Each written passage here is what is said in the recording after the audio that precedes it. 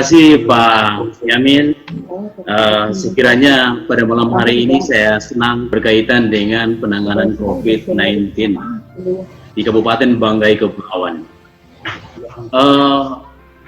Tentunya berkaitan dengan pelaksanaan penanggulangannya secara hierarki di daerah telah mengeluarkan SK tentang siaga COVID-19. Sampai hari ini kasus masih sama ketahui masih satu orang OTG, orang tanpa gejala, dan belum ada penambahan. Dan ini sangat terkait dengan penanganannya secara keseluruhan di Kabupaten Banggai Kepulauan. Olehnya itu, sebagai tindak lanjut, kami yang menangani urusan desa-desa, kebetulan di dalam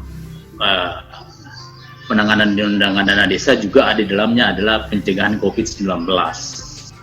Kami di Kabupaten Banggai Kepulauan di 141 desa telah membentuk relawan desa di sebanyak 141 desa. Tentunya langkah-langkah yang kami ambil di desa berkaitan dengan petunjuk Kemendes dan Depdagri berkaitan penanganan COVID-19 di tingkat desa. Olehnya itu, di Kabupaten Banggai Kepulauan dengan sumber dananya adalah dana desa, secara keseluruhan mereka bergerak pada persoalan penanganan dampak terhadap COVID-19. Dampak yang utama adalah mereka tangani adalah berkaitan dengan dampak kesehatan masyarakatnya. Sehingga dampak kesehatan masyarakat ini bagian dari perlindungan masyarakat oleh kepala desa selaku pemimpin penyelenggara pemerintah desa. Ditambah dengan BPD. Di dalam secara struktur, relawan desa itu diketuai langsung oleh kepala desa dan wakilnya itu adalah ketua BPD, sehingga diharapkan antara pemerintahan desa atau penyelenggara pemerintah di tingkat desa, antara BPD dan kepala desa bisa bekerja sama, membuat musyawarah. Musyawarah apa? Musyawarah khusus dalam rangka membahas tentang penanganan COVID-19 di tingkat desa. Olehnya itu, lewat kebijakan pusat sampai di daerah, maka langkah-langkah itu tergambar di dalam kegiatan perubahan perkades kepala desa setiap desa. Pegadaian saya lihat semua di Banggai Kepulauan rata-rata menganggarkan COVID-19 bermain di angka 20 sampai 40 sampai 50 juta per desa rata-rata. Kalau kita menghitung 141 penanganannya, berarti kurang lebih sekitar 3 sampai 4 miliar.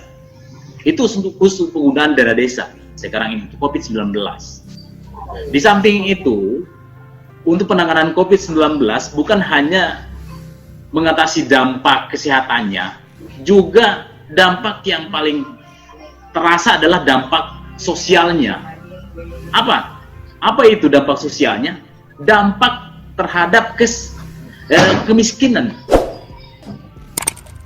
Di dalam data kita ini kan sudah jelas di dalam DTKS, ya, DTKS atau sama dengan BDP, basis data terpadu.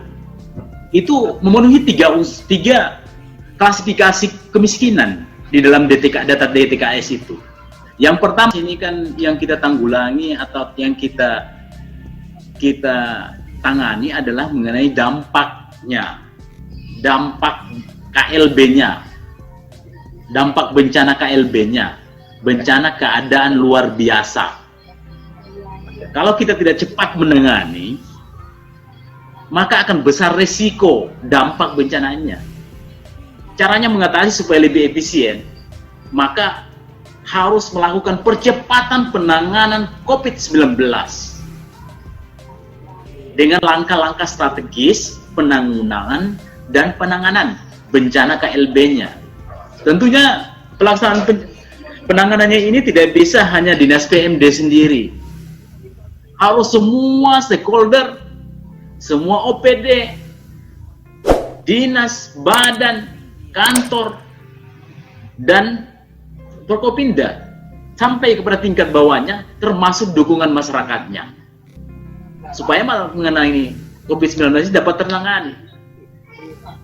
Di daerah tentunya dengan terbentuknya gugus tugas tingkat kabupaten, di tingkat desa kami yang mempunyai leading sektor pembangunan jaringan pengamanan sosial, termasuk di dalamnya adalah tentang kegiatan bansos, di dalamnya ada BLT yang didanai dari dana desa. Maka langkah-langkah kami tentunya telah melakukan sesuai dengan Permendagri dan Permendes yang telah digariskan di dalam penanganan COVID-19. Saya sudah jelaskan di awal tadi, secara struktur di tingkat desa membuat relawan desa. Ketuanya adalah kepala desa, wakilnya adalah ketua BPD. Diharapkan dua lembaga penyelenggara desa ini dapat bermusyawarah, bekerja sama selaku penyelenggara pemerintah desa. Karena tuh sukses tidaknya penanganan COVID-19 ini tergantung penyelenggara pemerintahan desanya. Unsurnya apa? Unsurnya adalah musyawarah. Sehingga penanganannya ini karena keadaannya luar biasa, bencana luar biasa, maka perlu ada musyawarah khusus yang menghasilkan berita acara rapat penanganan COVID dengan menentukan langkah-langkah pencegahan COVID-19. Secara keseluruhan, saya sudah jelaskan di awal tadi, dampak yang paling utama yang harus kita cegah itu dampak kesehatan masyarakatnya. Ada fungsi perlindungan masyarakat, ada fungsi kekeluargaan, ada kepekaan sosial, integrasi sosial antara masyarakat satu dan lainnya. Karena persoalan yang menjadi ancaman kita ini adalah tentang wabah. Paling penting adalah kita perlu penanganan cepat, tepat. Ketimpangan, masih banyak yang terjadi ketimpangan di sekarang ini. Ini Pak. Kira-kira bagaimana itu Pak? Begini ya Pak Yamin. Begini. Ketimpangan itu, kesalahan itu bisa saja terjadi. Sistem yang kita rancang sebagus mungkin, pasti ada human error. Pasti ada data error. Ada kesalahan manusia di dalam mendata. Saya sampaikan bahwa sekarang ini kalau kita mengikutkan tentang keinginan yang ingin mendapatkan BLT, ingin mendapatkan uang 600.000 yang saya sampaikan ya. Apakah kita tega yang kita sampaikan tadi tentang integrasi sosial, tentang rasa kemanusiaan, persaudaraan, yang kita sentuh ini hati nurani. Apa tega kita ambil masyarakat hak orang miskin yang menjadi bukan hak kita? Saya sampaikan itu. Apa kita tega ambil hak masyarakat miskin yang bukan menjadi hak kita? Harus dengan berpura-pura miskin supaya mendapatkan 600.000. Ini miris kita.